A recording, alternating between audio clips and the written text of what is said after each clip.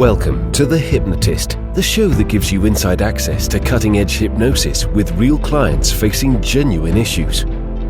Brought to you by the hypnotherapist demanded by celebrities, CEOs, and even royalty, Adam Cox. These recordings took place live from Adam's clinic in London's world-famous Harley Street. This podcast features powerful hypnosis, so do not listen while driving or operating machinery. This recording is not suitable for those with epilepsy or severe mental health issues. So, get yourself comfortable and enjoy today's episode of The Hypnotist.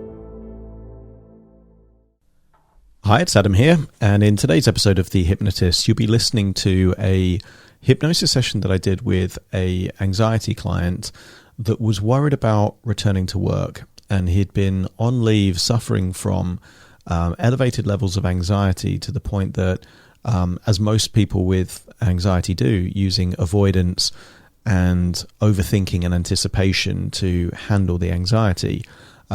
He had made significant improvement and was actually due to start work initially remotely, but then actually going to physical locations.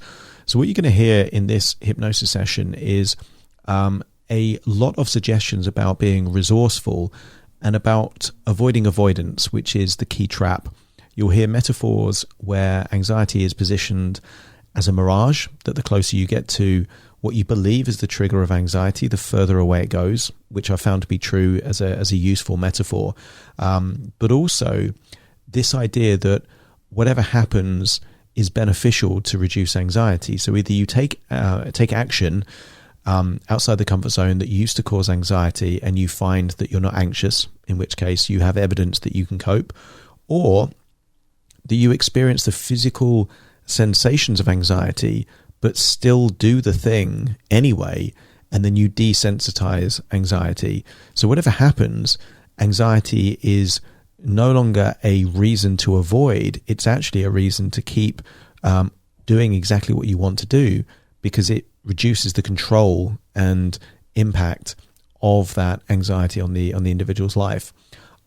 Although this session is designed to prepare for working, and it's quite unique in that sense, the triggers to the individual that I was working with, I think the sentiment and the sense of what it takes to deal with anxiety, and that is action taking in a resourceful way, will be useful for anyone with anxiety. And I say this as someone that at one time in my life had such severe anxiety that I was a recluse for almost a year, because my strategy was avoidance and to seek a location which was my own place where I had control of the variables so that I could keep anxiety at bay. But all that does is gives you evidence that you can't cope and creates the perception that actually you can't handle these external variables, and therefore that the world is a scary place, which then becomes a self-fulfilling prophecy. So I think this hypnosis session will be useful for anyone with anxiety. But if you do feel that you want something bespoke and tailored to you, there will be a link close to this hypnosis session where you can book a free 30-minute consultation call to explore working with me, so I can actually make sure that it's designed to work with your specific triggers and specific contexts. For now, though, find a quiet place where you won't be disturbed, relax, and enjoy the session.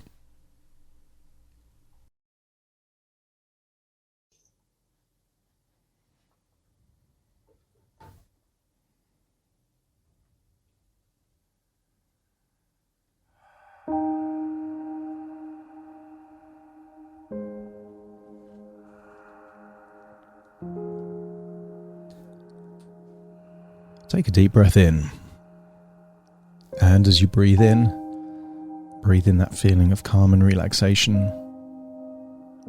and as you exhale, just allow feelings of tension to leave your body. As you breathe in and breathe out, notice that when you relax those muscles in your eyelids and eyebrows and around your eyes, you're able to, with your eyes closed, pay more attention to my voice. As you pay attention to my voice, notice that as you breathe in and breathe out, you're able just incrementally to let go. Let go of any worries. Let go of any stress. Feel the tension leaving your body in your outward breath. But also, I want you to let go of any baggage related to the past. I want you to imagine how ridiculous it would be to fill suitcases filled with heavy items from your past.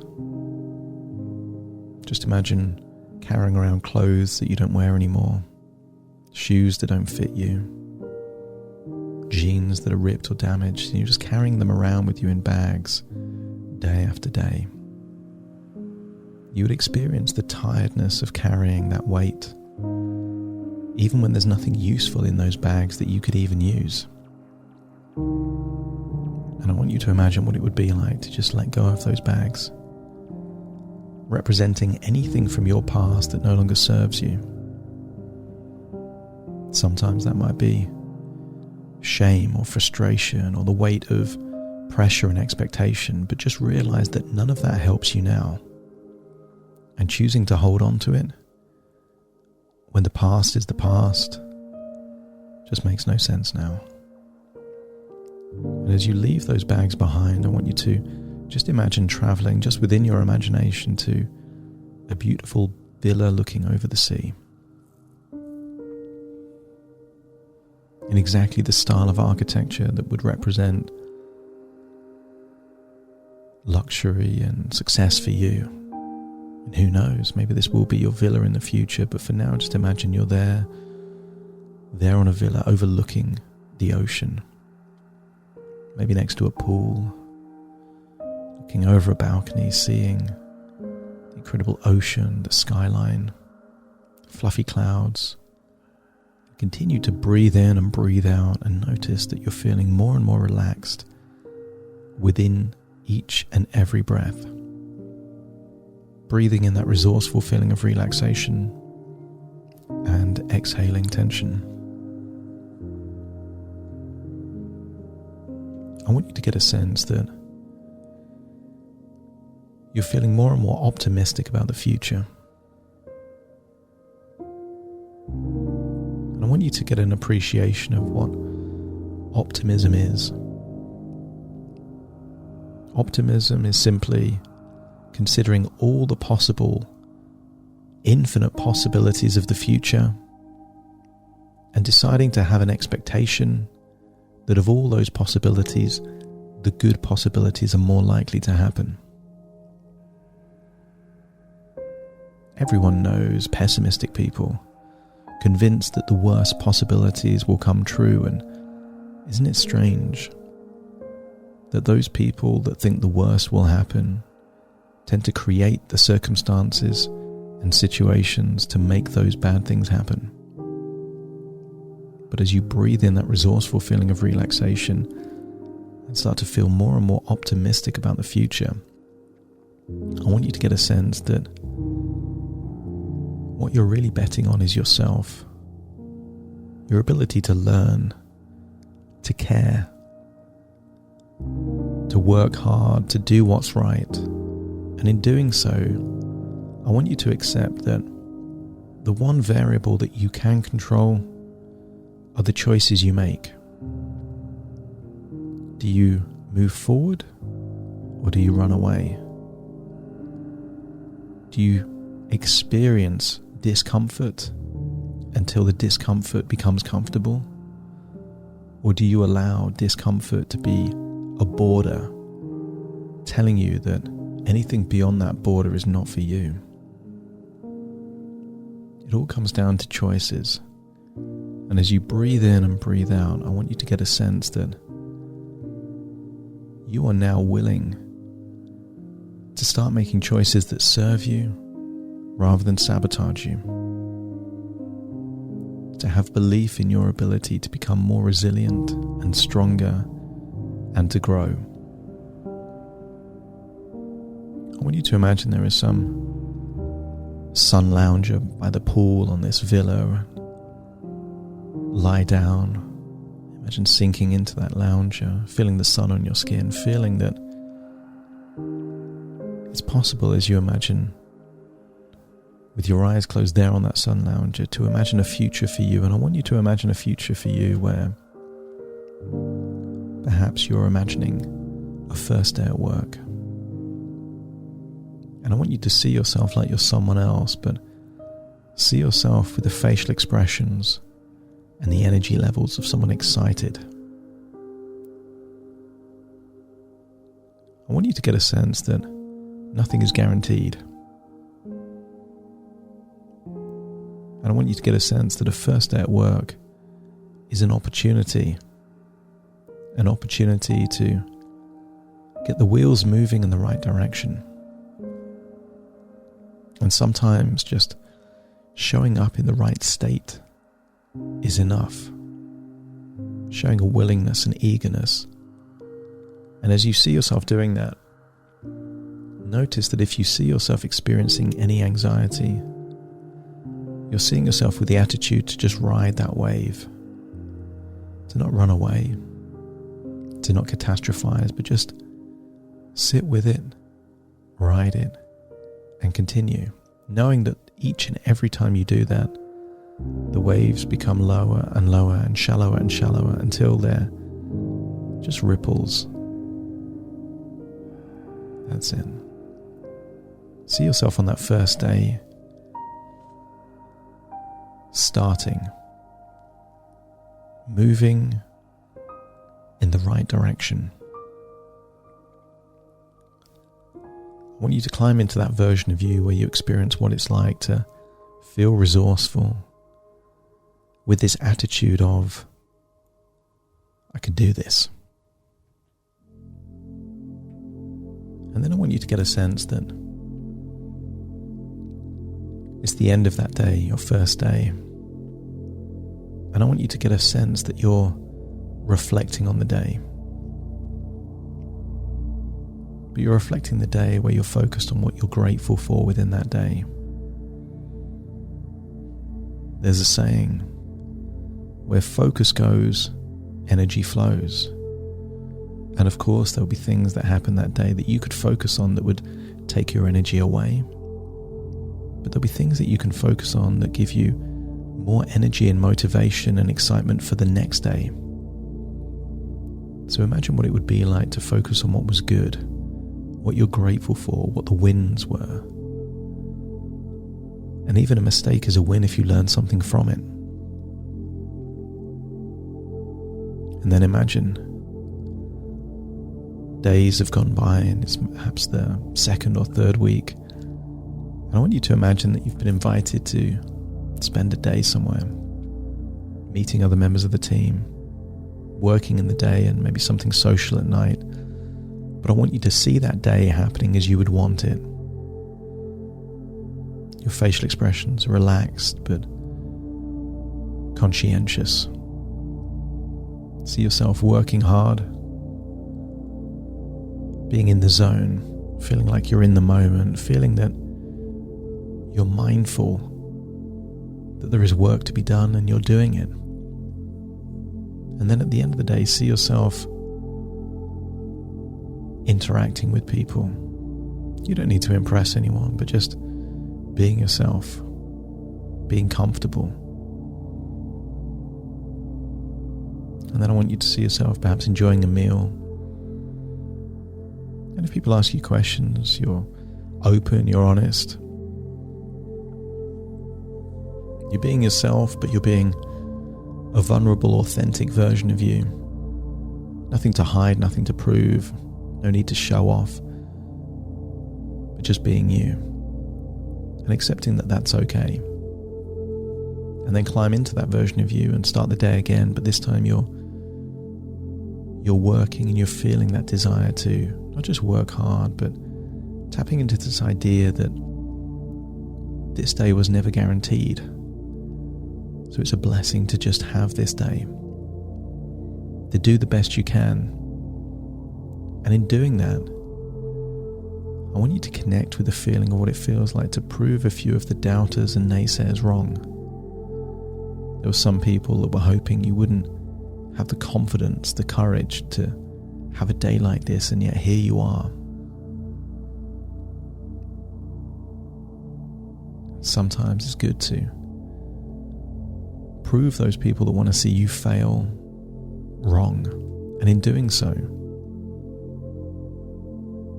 you tap into more resourceful states that mean that you have more and more impact. And then go into the evening and just notice that you're tuning into the energy of other people and getting a sense of gratitude that something that just a few weeks ago you would have done anything to avoid, you're actively seeking out.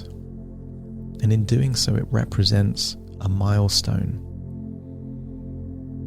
the start of a new chapter that opens up new possibilities. And then go forward in time and then see yourself perhaps spending a day in a different office, maybe in a different city. Not that you have to be there all the time, but see yourself arriving. See yourself working the way that you would want to work. Communicating the way that you would want to communicate. See that version of you doing things at the standards that you would want to do them. Maybe by doing that you impress a few people that perhaps didn't think you had it in you, weren't expecting you to be there, and yet there you are. I want you to imagine what it would be like if you were to access this highly resourceful state, that as the days turn into weeks and weeks turn into months, what it took for you to feel anxious is now elusive. Sometimes you've got to make a conscious effort to remember that you're doing things now that would have been almost infeasible, unbelievable, and yet here you are doing them, giving you evidence of growing confidence, growing momentum. As the weeks turn into months and perhaps the months turn into a year, I want you to imagine going forward into a year and seeing yourself exceeding the expectations of the people around you, your colleagues, your management. See yourself impressing with your work ethic, your attitude, your proactivity, and your ability to add value. Perhaps even see a few faces of those people that didn't think you'd be there, and yet you've proved them wrong. I want you to get a sense that you're proud of this person that you're seeing.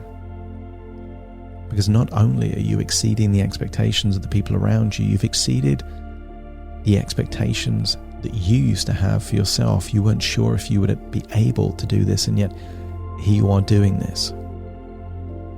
And all it took was this desire to incrementally expand your comfort zone. When you choose to move towards the edge of your comfort zone, you either find out you can do it, which is a win, or you feel a sense of anxiety, which then desensitizes your ability to feel anxious in the future. And the more you do this, the more resilient you become, the more tolerant you become to anything that used to cause anxiety now means that anxiety is elusive for you. All fear and anxiety is like a mirage, and when you seek it out, it becomes further away. I want you to get a sense that you now have an attitude that you will seek it out and prove that you won't back down. You won't run away, you won't hide.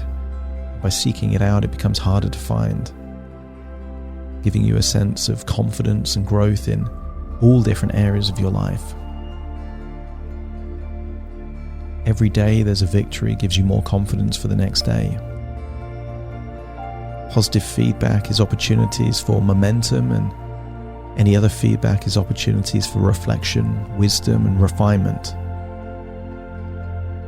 You are seeking out opportunities to grow, and in doing so, you become proud of yourself. because you could have chose to run away, and yet here you are, rewarding those that had confidence in you and proving those other people wrong. I want you to get a sense that you're optimistic about the future as you now find yourself back there on that lounger, on a villa. Imagine getting up out of the lounger, seeing the pool, but looking out over the ocean and seeing the sunset, and feeling that the sun setting is the end of a chapter. And why don't we call that chapter a struggle or anxiety? But that chapter is closing and a new chapter is starting. And this new chapter, we can call it growth. And growth is uncomfortable. It's not easy. But it's worthwhile and it's valuable. And if your unconscious is ready to turn the page on the struggle and move towards the growth, betting on yourself that there's been so many times that you've been in uncomfortable, unknowable situations and just done okay, and even done well, and even surprised yourself. You just have this confidence that you can count on you. As you now find yourself back in your body listening to my voice, take a deep breath in through your nose and out through your nose. Just wiggle your fingers, wiggle your toes, get a sense that you're in your own physical body right now as I count from 1 to 10 to awaken you. Starting to count. 1, 2, 3, waking up. 4, 5, 6, more alert. 7, 8, open your eyes, open your eyes. 9, 10, wide awake, wide awake, wide awake.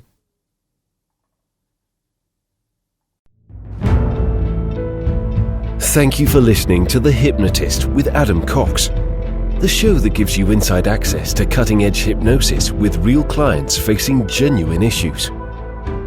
To automatically receive the latest episodes, please subscribe. If you'd like to support the show, please share this episode with just one friend you think it could help. And if this episode helped you, please leave us a 5-star review.